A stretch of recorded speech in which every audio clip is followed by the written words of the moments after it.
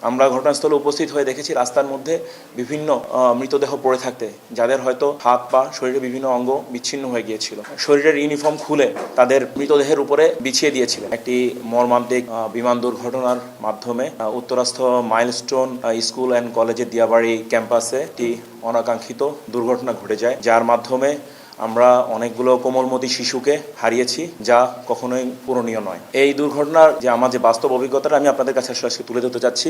দুর্ঘটনা শুরুটা হয় একটা বিকট শব্দের মাধ্যমে, যখন আমরা আমাদের ক্যাম্পে উপস্থিত ছিলাম এবং আমাদের যে ক্যাম্পে আমরা এখন বর্তমানে অবস্থান করছি, এই ক্যাম্পের নিচে আমাদের সকল সদস্য এই ক্যাম্পের তারা দৈনন্দিন কার্যক্রমে ব্যস্ত ছিলেন। তো তখন আমরা প্রথম জানতে পারি যে একটা বিমান ভূপাতিত হয়েছে, ক্র্যাশ করেছে মাইলস্টোনের ক্যাম্পাসের ভিতরে, এবং তৎক্ষণাৎ আমরা আমাদের ক্যাম্পের সকল সদস্য, আমি সহ মাইলস্টোন যে স্কুলের ক্যাম্পাসে আমরা উপস্থিত হই।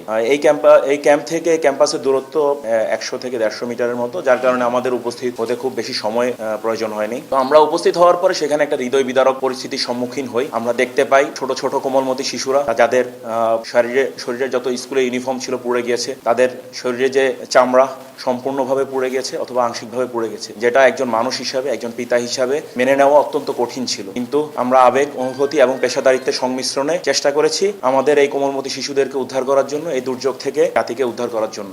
এই দায়িত্ব পালনকালে আমরা মূলত 3টা বিষয়কে প্রাধান্য দিয়েছিলাম। প্রথমত, যে সকল আহত বা নিহত শিশু এবং শিক্ষক, শিক্ষিকা বা অভিভাবক ছিলেন, তাদেরকে উদ্ধার করা, এটা ছিল আমাদের প্রথম অগ্রাধিকার। এবং এটার জন্য আপনারা দেখেছেন আমাদের যে সকল সেনা সদস্য উপস্থিত ছিলেন, তারা সবাই তাদের সকল প্রকার প্রচেষ্টা অব্যাহত রেখেছিলেন। এছাড়া যেই অগ্নি দুর্ঘটনাটা ঘটেছে, ক্র্যাশ সাইটে যেই আগুনটা ছড়িয়ে পড়েছিল, সেটাকে নির্বাপন করা ছিল আমাদের দ্বিতীয় অগ্রাধিকার। আমরা এই কাজটাকেও আমাদের সেনা সদস্যদেরকে প্রাথমিকভাবে সম্পৃক্ত করি। এবং তৃতীয় আরেকটি বিষয়, আপনারা জানেন এখানে একটি যুদ্ধ বিমান বিধ্বস্ত হয়েছিল। যে যুদ্ধ বিমানটির ভিতরে বিভিন্ন রকম দাহ্য তেল ছিল, যেটা থেকে বিমানের জ্বালানি ছিল, যেটা থেকে আরেকটি বিস্ফোরণ অথবা অগ্নিকাণ্ড ঘটার সম্ভাবনা ছিল, যার কারণে আমরা দুর্ঘটনাস্থল থেকে উৎসুক অভিভাবক বা যারা এখানকার স্কুলের ছাত্র ছাত্রী বা অন্যান্য মানুষজন ছিলেন, তাদেরকে দূরে রাখার জন্য চেষ্টা করেছি, যাতে এই আগুনটি ছড়িয়ে পড়ে আর কোনো ব্যক্তি, আর কোনো প্রাণ আমরা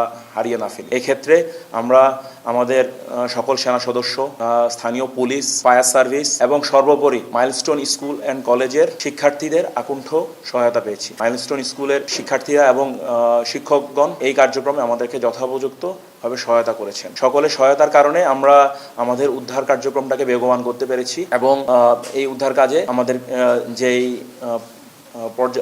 আমাদের যে পরিস্থিতিটাকে আমরা মোকাবেলা করার চেষ্টা করেছিলাম, যেভাবে আমরা আমাদের দৃঢ় বিশ্বাস, আমরা অনেকাংশে সেটা সফল হয়েছি। কিন্তু আমাদের সফলতা বা ব্যর্থতা বিষয় নয়, কিন্তু আমাদের যে ক্ষতিটা হয়েছে, যে পরিবারগুলো তাদের সন্তান হারিয়েছে, যে অভিভাবকরা, যে মা বাবারা তাদের কোল খালি হয়ে গেছে, তা কোনোভাবেই আমরা হয়তো ফিরে দিতে পারবো না। আমরা সেটা কোনোভাবেই আমাদের পক্ষে সম্ভব হয়। কিন্তু আমরা চেষ্টা করছি মানবিকতার বা মনুষ্যত্বের সর্বোচ্চ উদাহরণ স্থাপন করার জন্য। আমরা ঘটনাস্থলে উপস্থিত হয়ে দেখেছি রাস্তার মধ্যে বিভিন্ন মৃতদেহ পড়ে থাকতে, যাদের হয়তো হাত পা শরীরের বিভিন্ন অঙ্গ বিচ্ছিন্ন হয়ে গিয়েছিল। আমাদের ক্যাম্পের সদস্যরা মনুষ্যত্ব এবং মানবিকতার উদাহরণ স্থাপন করে তাদের শরীরের ইউনিফর্ম খুলে তাদের মৃতদেহের উপরে বিছিয়ে দিয়ে তারা বুঝাতে চেয়েছিলেন যে সবার উপরে মানুষ সত্য, এর উপর আর কিছু নাই। এবং এই আবেগটা, অনুভূতিটা প্রতিটা সৈনিকের এবং প্রতিটা অফিসারের মধ্যে বিদ্যমান ছিল। এবং আপনারা সবাই জেনে থাকবেন, এই উদ্ধার কার্যক্রম সম্পাদন করতে যে আমাদের বেশ কিছু সেনা সদস্য অসুস্থ হয়ে পড়েন, এবং তারা বর্তমানে সিএমএইচ ঢাকাতে চিকিৎসাধীন রয়েছেন। এবং এই পুরো কার্যক্রমটা পরিচালনা করার সময় আমরা ফায়ার সার্ভিস, বাংলাদেশ বিমান বাহিনী, বাংলাদেশ পুলিশের সহায়তা গ্রহণ করি। এবং পুরো উদ্ধার কার্যক্রমটা 21 জুলাই সন্ধ্যা নাগাদ শেষ হয়। 7:30 থেকে 8টা নাগাদ সন্ধ্যা আমরা মাইলস্টোন ক্যাম্পাস ত্যাগ করি, এবং শুধুমাত্র বিমানে কিছু ধ্বংসাবশেষ ছিল, অধিকাংশ ধ্বংসাবশেষ বিমান বাহিনী কর্তৃক উদ্ধার করে নিয়ে যাওয়া হয়। এবং মরদেহ এবং আহত নিহত ব্যক্তিদেরকেই তখনও সম্পূর্ণভাবে উদ্ধার করে নিয়ে যাওয়া হয়। এবং তার পরবর্তীতে পুলিশ কর্তৃক জায়গাটা কর্ডন করে রাখা হয়। এবং পরবর্তীতে বিমান বাহিনী কর্তৃক পরের দিন অল্প কিছু বিমানের ধ্বংসাবশেষ উদ্ধার করা হয়।